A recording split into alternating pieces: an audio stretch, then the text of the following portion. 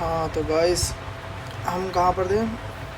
तो अभी मैंने आपको फीचर्स बता दिए थे फंडामेंटल राइट्स के। तो आगे कंटिन्यू करने से पहले मैंने आपको बोला था कि एक बार हमारे आर्टिकल नंबर 31A, बी और सी रह रहे थे, उसको मैं समझा देता हूँ। 33, 34, 35 तो मैंने समझा दिए थे वैसे। तो इसको अच्छी तरीके से और ब्रीफली डिस्क्राइब करने की कोशिश करता हूँ मैं आपको। कोशिश क्या करता हूँ, समझाता हूँ। ठीक है, एक सेकंड दीजिए। तो सबसे पहले जो 31 आर्टिकल नंबर 31 जो है, उसके अंदर पार्ट आता है हमारा ए। तो मतलब एक सेकंड दीजिए, एक सेकंड। तो 31A, तो 31A कहता क्या? पहली बात तो 31A जो है वो प्रोटेक्ट करता है ऐसे लॉज को जो गवर्नमेंट की हेल्प करता है किसी ज़मीन को या किसी जगह को एक्वायर करने में, या किसी कंपनी को, जो कॉरपोरेशन या फिर कह सकते हो ऐसी कॉरपोरेशन या ऐसी कंपनी जो बहुत ज़्यादा लोगों का वेलफेयर कर रही है, मतलब बहुत ज़्यादा लोगों का इम्पैक्ट कर रही है।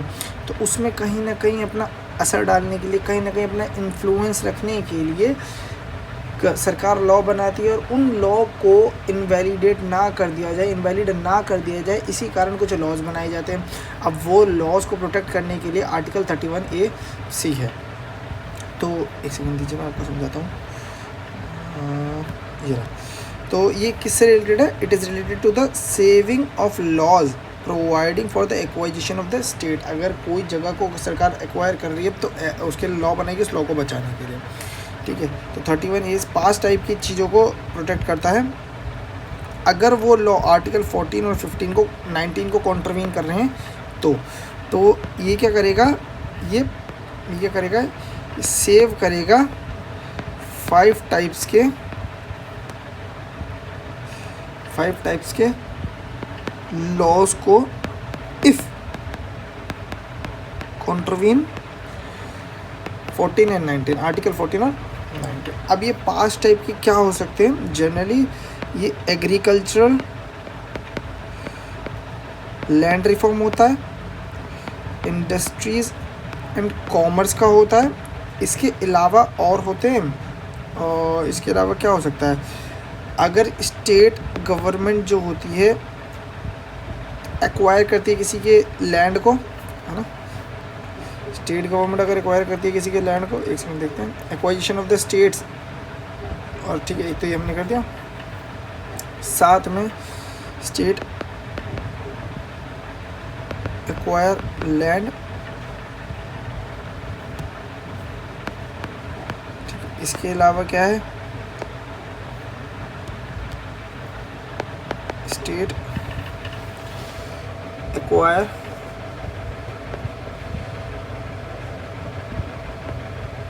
मैनेजमेंट राइट, या फिर एमेलगमेशन, कोई दो कंपनियां बहुत ज़्यादा ज़रूरी उनका मिलना, एमेलगमेशन,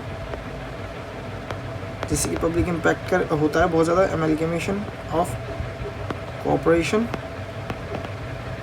ठीक है, एक सेकंड देख लेते हैं, यही ना एमेलगमेशन ऑफ कॉरपोरेशन। हाँ, अगर किसी कॉरपोरेशन के डायरेक्टर्स को, अगर किसी कॉरपोरेशन के डायरेक्टर्स या शेयर होल्डर्स को चेंज करना, मॉडिफाई करना, या फिर हटाई देना, उसके लिए भी आपको माइनिंग लीज, देखो बहुत ज़्यादा माइनिंग लीज बहुत ज़्यादा इम्पैक्ट करती है लोगों पे। तो इसी माइनिंग लीज को मॉडिफाई करना, कोई बदलाव करना या ख़त्म कर देना, तो इसमें भी। तो मैं पूरा नहीं लिखता, मैं जनरली हम लिख लेते हैं कि ये एक तो माइनिंग लीज से रिलेटेड है, और एक जो है डायरेक्टर और शेयर होल्डर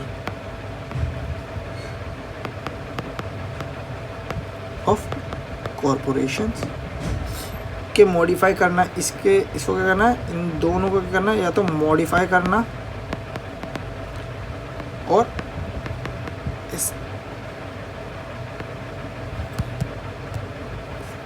एक्सटिंग्विशमेंट, ख़त्म करना। इस तरीके से 5 तरीके ये हो गया कुछ, जिनमें जो कि आर्टिकल 31A के अंदर इंक्लूड होता है। अब ये तो आर्टिकल 31A हो गया। इसी तरीके से आर्टिकल नंबर 31B होता है। आर्टिकल नंबर 31B किस चीज़ से रिलेटेड होता है? इट इज़ रिलेटेड टू कि अगर एक सेकंड जाना, उसमें कुछ छोड़ा था ना मैंने, 31A not immunise from state from the judicial review. हाँ, ये जुडिशियल रिव्यू से इम्यूनाइज नहीं है, यहाँ पर लिख लेते हैं हम, एक सेकेंड, ठीक है, एक सेकेंड नीचे से, सॉरी, मुझे ये वाला जो है इम्यूनाइज नहीं है ये जुडिशियल रिव्यू से, बट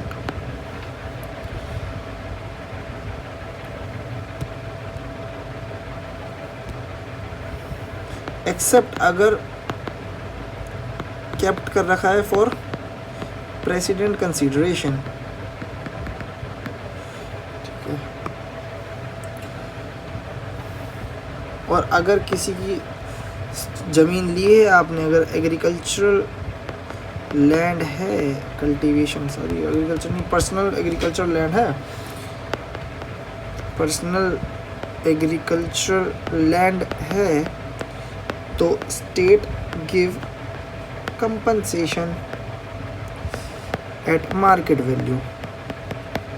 मतलब सरकार को पैसा देना पड़ेगा अगर किसी का पर्सनल ज़मीन है, मतलब पर्सनल मतलब बेचारा कोई खेती बाड़ी करता है तो उसकी ज़मीन का, और स्टैट्यूटरी लिमिट के अंदर होगा तब भी। 31B क्या कहता है?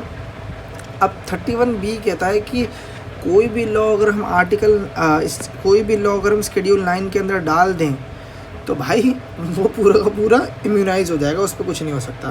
तो कितना ज़्यादा, वो तो सिर्फ article 31AC, article number 31AC तो बहुत नैरोवर था, वो तो कुछ ही चीज़ों के लिए मतलब इम्यूनाइज करता था किसी लॉ को। पर ये तो कह रहे हैं अगर कोई भी आर्टिकल, कोई भी लॉ या रूल्स को हम आर्टिकल नंबर शेड्यूल 9 के अंदर डाल देंगे ना भाई, तो वो इम्यूनाइज हो जाएगा। तो यार ये तो गलत बात है। सुप्रीम कोर्ट ने आयर कोयलो केस 2007 के अंदर बोला नहीं भैया, ब्लैंकेट इम्यूनिटी नहीं दे सकते हम आपको, ब्लैक इम्यूनिटी हम नहीं दे सकते आपको। तो एक सेकेंड,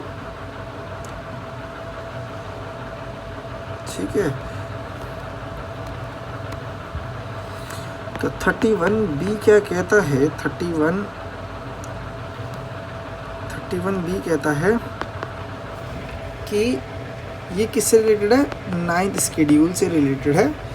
कोई भी लॉ अगर हम 9th शेड्यूल में डाल दिया जाए तो वो इम्यूनाइज हो जाएगा, ठीक है। एक तो ये, और साथ में इससे रिलेटेड आईआर कोयलो केस 2007 है, उसमें क्या बोला गया था? उसमें बोला था क्या था कि 31AB का जो जुडिशियल रिव्यू है,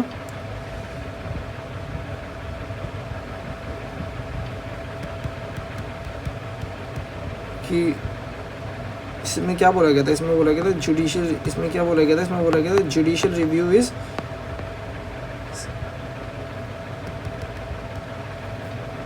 not complete, not blanket immunity.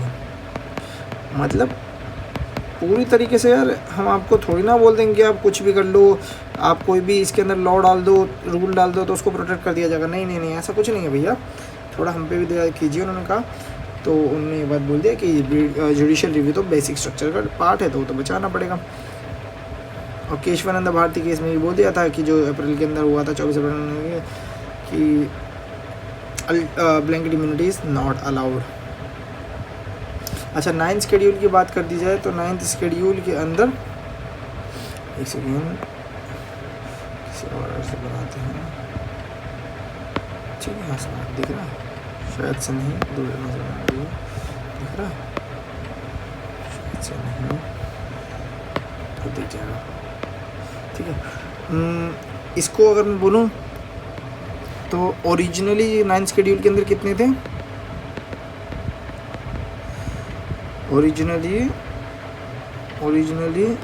9th schedule जो कि 1951 में था, और अभी प्रेजेंट की बात की जाए तो प्रेजेंट के अंदर कितने हैं? जो कि 2019 में। तो ओरिजिनली जो थे उसके अंदर कुछ 13 एक्ट थे, और अभी जो है 282। पहले जो थे 13 एक्ट्स एंड रूल्स, अब जो है 282 एक्ट्स एंड रूल्स, और ज़्यादातर ही ज़मींदारी से रिलेटेड है, ठीक है। ये भी हमारा हो गया।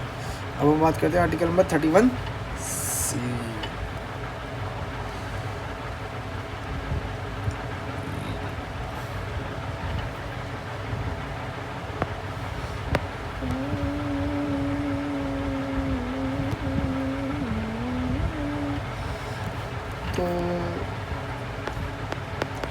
थर्टी वन सी क्या बोलता है?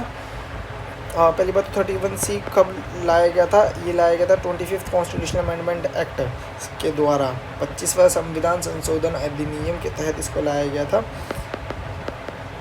या सीधे ये लिखता हूँ, 25th constitutional amendment act 1978, I think 1978 1971, sorry 1971। इसमें क्या था? इसमें दो चीज़ थी।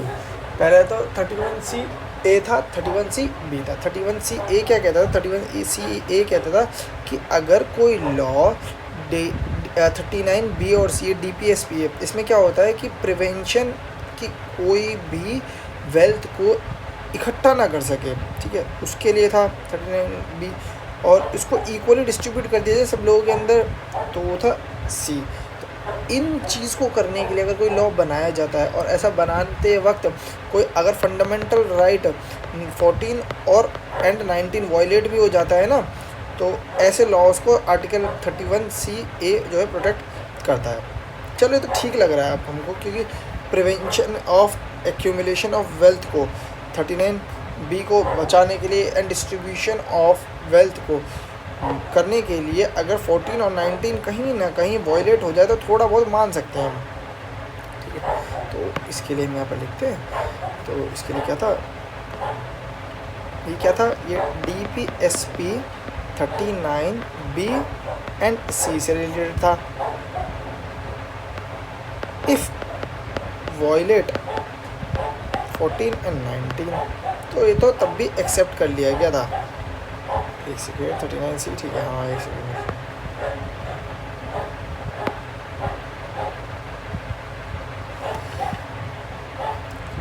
ये वाला जो था 31C ए था, इसी तरीके से 31C बी था।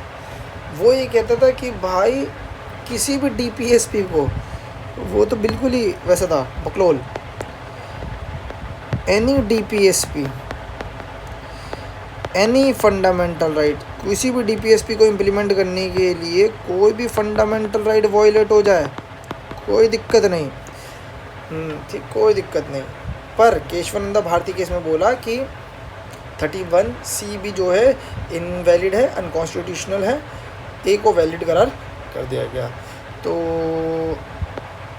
केशवानंद भारती केस 1973 के अंदर इसको इनवैलिडेट करार कर दिया गया।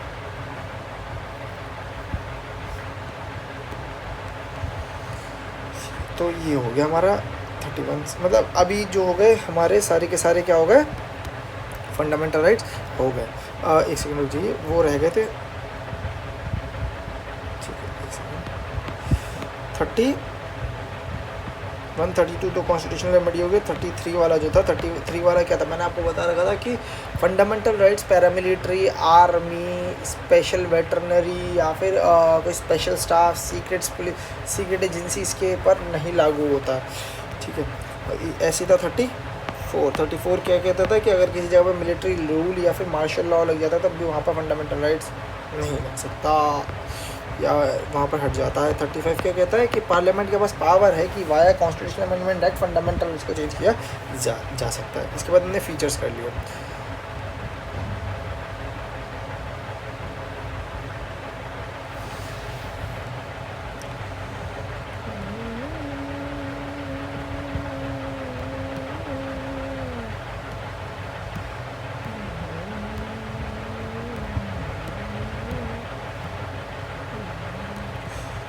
फीचर्स तो हमने कर लिए। इसके बाद आर्टिकल 20 के तहत जो डेफिनेशन आती थी उसके बारे में बात करते हैं, ठीक है।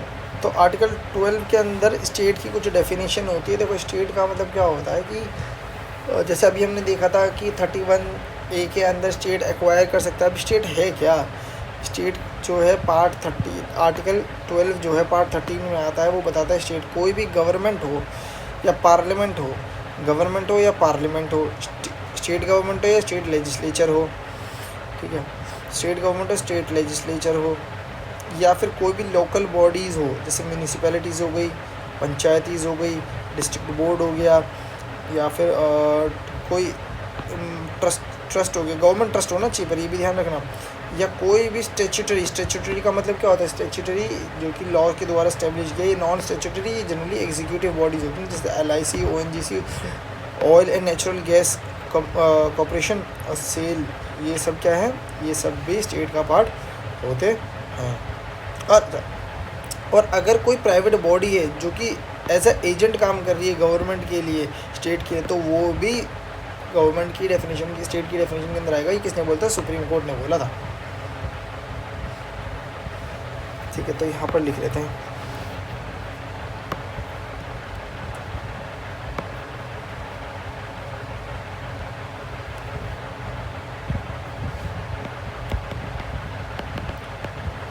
डेफिनेशन ऑफ स्टेट्स, अभी हमने देखा क्या हुआ डेफिनेशन ऑफ स्टेट।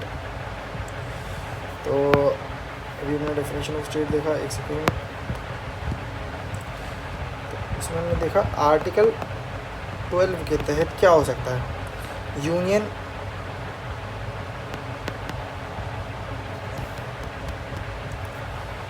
पार्लियामेंट हो सकता है, सेंट्रल गवर्नमेंट हो सकता है, ठीक है, स्टेट गवर्नमेंट हो सकता है, स्टेट लेजिस्लेचर हो सकता है, लोकल अथॉरिटीज़ हो सकती है, जैसे कि म्यूनिसिपैलिटीज़ हो गई, पंचायत हो गई, ट्रस्टीज़ हो गई, ठीक है, या फिर इसके अलावा स्टैट्यूटरी, नॉन स्टैट्यूटरी,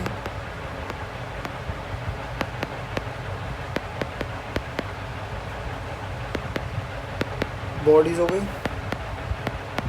जैसे कि ONGC एग्जांपल, ONGC सेल हो गया, ठीक है, इसकी इसी प्रकार की। इसके अलावा अकॉर्डिंग टू सुप्रीम कोर्ट कोई प्राइवेट एजेंट हो गया, एजेंसी हो गई वो। इसके बाद बात करते हैं हम law inconsistent with fundamental rights. कुछ ऐसे फंडामेंटल राइट्स के कुछ ऐसे लॉज भी तो बन सकते हैं या कुछ कानून भी तो बन सकते हैं जो फंडामेंटल राइट से कॉन्ट्रवीन कर रहे हो, मतलब उनके बिल्कुल ही अगेंस्ट जा रहे हों। तो सबसे पहली बात तो अगर ऐसा कुछ होता है तो सुप्रीम कोर्ट के पास हम जा सकते हैं, और फंडामेंटल राइट अगर वायलेट होता है तो आर्टिकल 32 के तहत, और अगर हाई कोर्ट पे जाएंगे तो वो किस होगा, 226 के तहत। आर्टिकल 13 बोलता है कि अगर कोई भी लॉ फंडामेंटल राइट को कॉन्ट्रवीन करता है तो हम जा सकते हैं।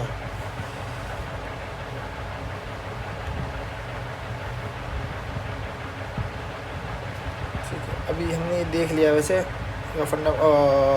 फंडामेंटल राइट्स की कैटेगरी, राइट टू इक्वालिटी, कौन क्या होता है, ठीक है, ये तो आप देख लेना। वैसे मेरे को बताने की मेरे को लगता है नहीं ज़रूरत है। आर्टिकल राइट टू फ्रीडम हम कर चुके हैं, राइट अगेंस्ट एक्सप्लॉयटेशन मैं बता ही चुका हूँ, ये वाला, ये right to religious freedom, cultural educational right, ठीक है, right to constitutional remedy. Article 31, article 13 क्या कहता है, आर्टिकल 13 डिक्लेयर करता है कि कोई भी constitutional amendment is not a law.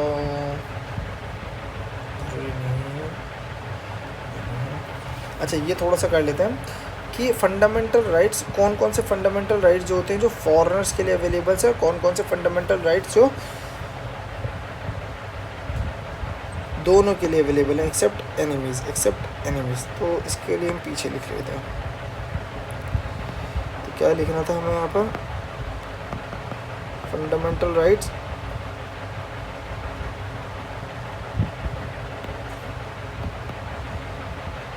For citizens and foreigners except alien का मतलब जो हमारे अगेंस्ट ऐसे देश जो जिनसे भी हमारी अच्छी खासी बन नहीं रही, जैसे हमारा घनिष्ठ चेला पाकिस्तान। ठीक है, तो आर्टिकल 15 इक्वालिटी, ये 15 क्या है, ये तो सभी को मिल जाएगी। अच्छा, ये वाला एक सेकंड ठीक कर दूँ, for citizen and not for foreigners.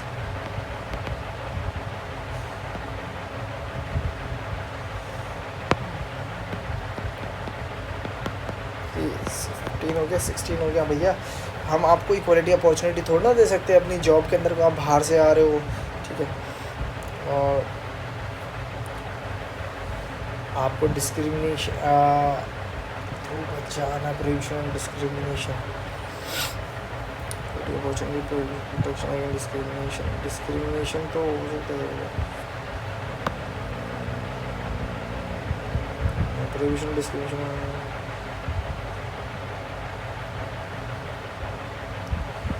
19, 29 और 30, और वो क्या है जो सबके लिए अवेलेबल होगा, बाकी रेस्ट जितने ही बचे हैं 21, 21, 22, 23, 24, 25, 26, 27, 28, 14 और 20, ठीक है, 14 सबके लिए अवेलेबल है। फिर 20 से 20, 21, 21A, 22, 23, 24, 25, 26, 27, 28, 21, 22, 23, 24, 25, 26, 27, 28। इसके बाद बात करते हैं अब सारे हम जितने भी हमारे आर्टिकल्स हैं उनको अच्छी तरीके से एक्सप्लेन कर लेते हैं।